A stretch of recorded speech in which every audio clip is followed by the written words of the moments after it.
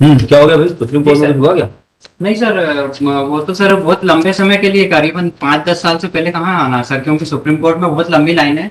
तो सर मैंने जो एप्लीकेशन लगाई थी, 2 एप्लीकेशन लगी हुई माइनर मेरी, जिसमें एक में तो मैंने एप्लीकेशन जो है उसमें मॉडिफिकेशन ऑफ ऑर्डर जो 36 का ऑर्डर था, उसमें जो बातें थी उसके लिए लगाई हुई है।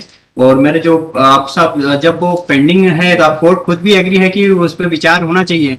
तो साहब मुझे क्यों सजा दी जाएगी? मैंने मैंने उस पर जजमेंट्स भी लाया हूँ, जो राइट टू लिवलीहुड पर। और मेरे बच्चे इसमें आप देखेंगे साहब, जो मैंने एप्लीकेशन लगाई मॉडिफिकेशन की, इसमें मेरे बच्चे को मेरे को साहब चेंज करना पड़ा स्कूल। अब जहाँ मैं 50,000 फीस भरता था, मुझे अब 12,000 के स्कूल में डालना पड़ रहा है। बच्चों का एजुकेशन सफर कर रहा है, उनकी जिंदगी खराब सुप्रीम हो कोर्ट रही में क्या स्टेटस है उसके केस का? है। सर कुछ नहीं, बस तारीख पे तारीख बढ़ती जाती, कुछ तो why not you challenge our order in the supreme court?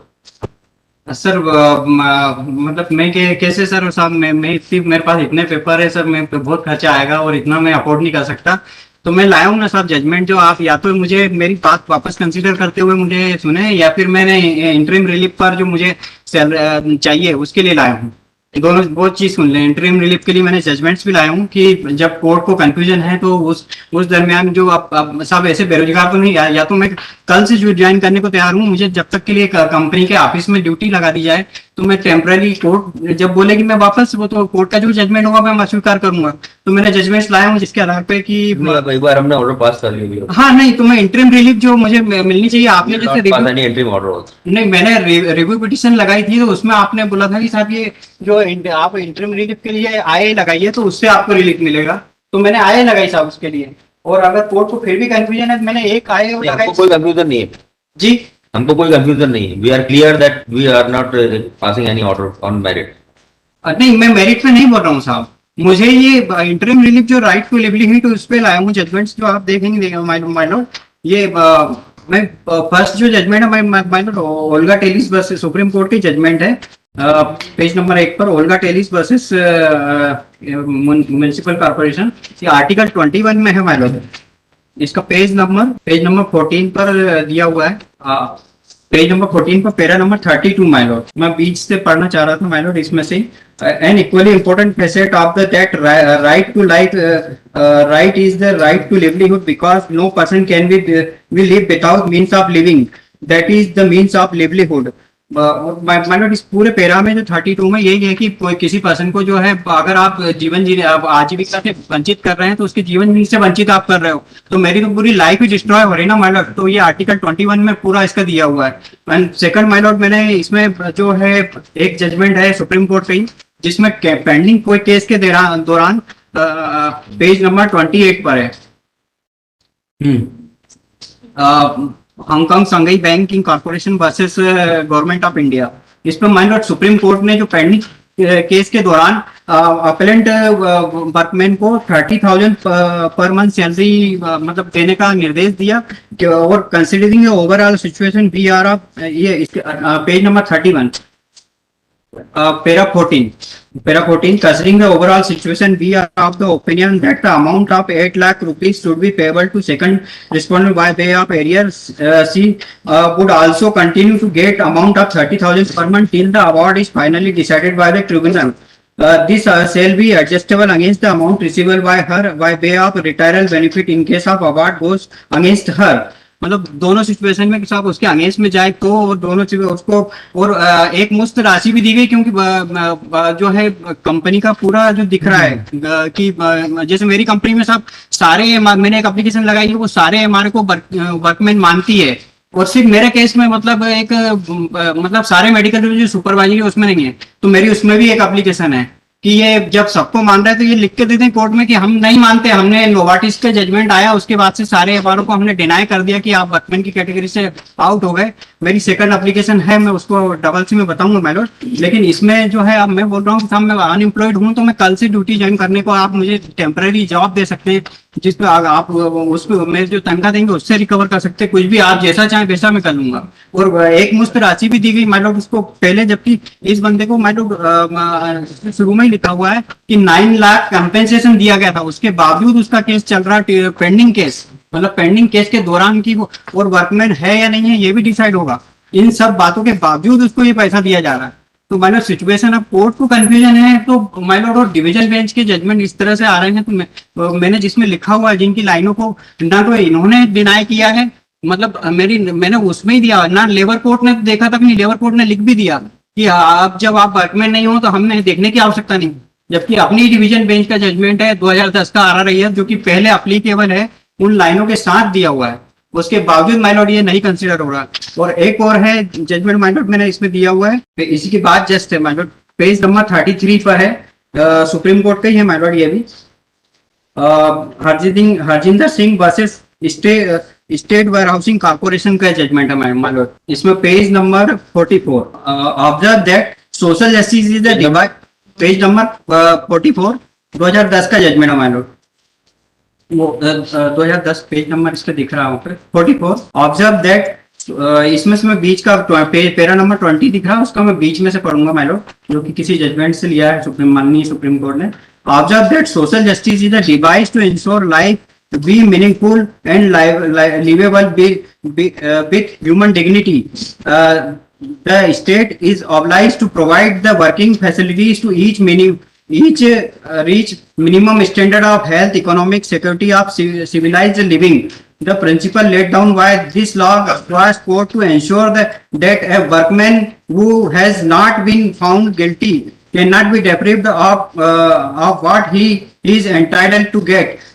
Obviously, when a workman has been legally deprived of his device, then the misconduct on the part of employer, and employer cannot possibly be permitted to deprive a person of what he is due to him. और my lord इसमें my Lord preamble से ही लिया गया है, इसमें page number 47, equality of status and fraternity assuring the dignity the individuals and unity and integrity of the nation. मतलब किसी भी पर्सन को प्रिम्बल में लिखा हुआ है कि किसी भी पर्सन को डेप्रिव नहीं किया, डिग्निटी के साथ जीने का अधिकार है। अब मैं अनएम्प्लॉयड हूँ, मेरा एफिडेविट लेबर कोर्ट में प्रेजेंट है, यहाँ पे मैं डेली कोर्ट के चक्कर लगा रहा हूँ, कोर्ट की हर तारीख पे प्रेजेंट हो रहा हूँ, डेली बुला रहे हैं तो डेली आ रहा हूँ लेबर कोर्ट में, डेली प्रेजेंट हुआ हूँ, और उसके बावजूद मुझे इतना मतलब तड़पाया जा रहा मानो, तो ये कोर्ट के सामने ही हो रहा मानो। आप ही देखे ना मेरी सिचुएशन में। और Yes, Mr. Bhargava. What do you have to do? But if your lordship is inclined to entertain his application, then perhaps the proper thing would be for us to reply. Otherwise, his entire argument is based on your lordship's confusion, alleged confusion. So I thought that he needs legal aid. So it's up, we are in your lordship's help. Till you will pass the order. My Lord मुझे मेरे बच्चों के लिए फिक्र है, इसलिए my Lord please consider कीजिए, क्योंकि बहुत जरूरत है मुझे। ठीक है, चलिए। Sir, may I just point, there is this recent judgment of the DB at Jabalpur. In a, the issue was identical. They did not keep it pending, they dismissed it because they relied on Constitution bench of a judgment in Adyanta's case. So they felt that, We can confirm. yes, my lord, this is the. दोनों है? ये चीज।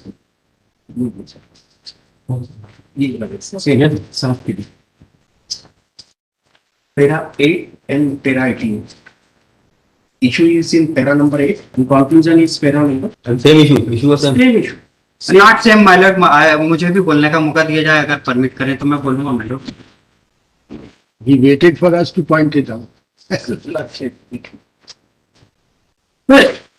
is lucky that the appeal is still surviving. Otherwise, in the light of this, He is not, perhaps your lordship would he be is not able to appreciate that. No, what is considering para 6 of the schedule that's mentioned. mentioned. So this court has already. They have gone to the root and said, if it is covered by the Constitution bench judgment, then nothing survives. And this respondents or the petitioner, Their association.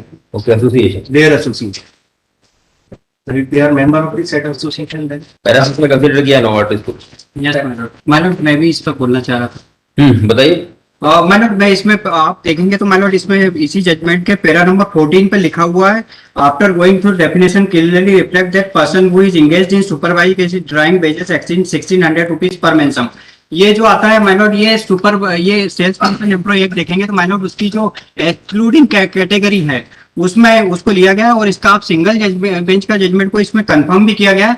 तो आप इसमें भी देखेंगे मैंने इसका judgement भी मैं दिखाना चाह रहा हूँ, जो सिंगल बेंच में क्लियर कट मतलब नोवाटिस के जजमेंट के बाद ही पास किया गया, उसके बावजूद इसमें नोवाटिस को भी सुपरवाइजरी कैपेसिटी में दिखाया गया और इसको भी सुपरवाइजरी कैपेसिटी में दिखाया गया।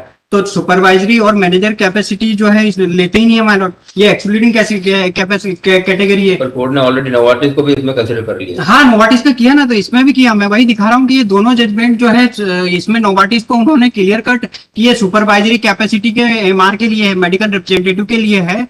और हमने तो मैंने जब सुप्रीम कोर्ट का जजमेंट लगाया तो उसके अगेंस्ट में इन्होंने ना तो रिप्लाई फाइल किया, ना ही इनके कंपनी में जो जजमेंट्स आ रहे हैं उसके अगेंस्ट में कोई रिप्लाई। और इन्होंने एचआर अदालत के जजमेंट में सिंगल, मैंने जो प्लीडिंग की थी, तर्क दिए थे, उसके अंदर सिंगल वर्ड्स नहीं बोले हैं। अभी भी कंफ्यूजन हो तो साहब एक आध किसी भी एचआर अदालत में कहाँ कंफ्यूजन है, एक वर्ड भी बोलेंगे मैं अभी क्लियर कर दूंगा मैं कि कहाँ प्रॉब्लम है उसमें। एक मिनट फाइल दिखाना। हाँ, और मैंने तो रिट अपील में ही सारा लिख के दिया कि एचआर अदालत में किस लिए और क्या हुआ।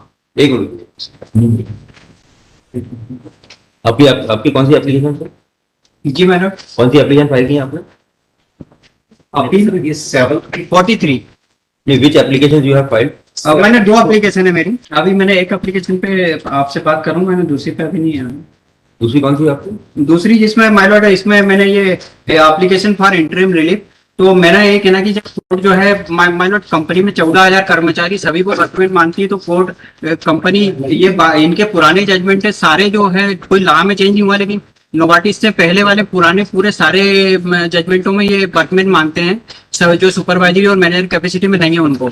तो मैंने उसके लिए कंपनी से ही आपसे निवेदन किया माय लॉर्ड कि इसमें इनसे कोई स्टैंडिंग ऑर्डर भी नहीं है 14,000 कर्मचारी होने के बावजूद, क्योंकि ये बार बार किसी को भी कैसे भी टर्मिनेट कर दे इसके लिए नियम बना के रखा। मेरा खुद का माय लॉर्ड बस टर्मिनेशन भेज दिया, जबकि आप जानते हैं सस्पेंशन होता है, उसको सब्सिडी अलाउंस वहां पे मत जाइए। तो ये May I just point out, only one application is listed for hearing today.